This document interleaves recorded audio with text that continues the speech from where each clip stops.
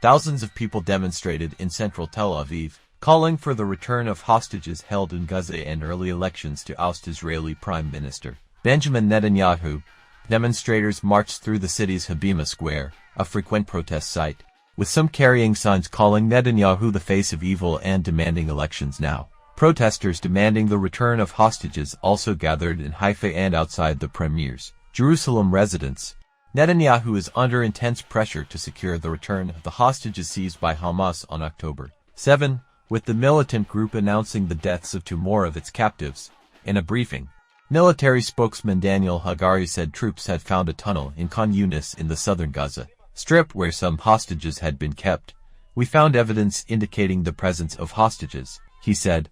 This evidence included paintings, including by a 5-year-old captive. He said about 20 hostages had been held in the tunnel at different times in difficult conditions without daylight, with little oxygen and terrible humidity. Soldiers entered the tunnel, where they encountered militants and fought a battle in which the militants were eliminated, Hagari said. Netanyahu's coalition has increasingly come under attack from rival politicians and critics over his handling of the war. Another protester, Yael Naiv, said Israel desperately needed a new government to correct the country's course.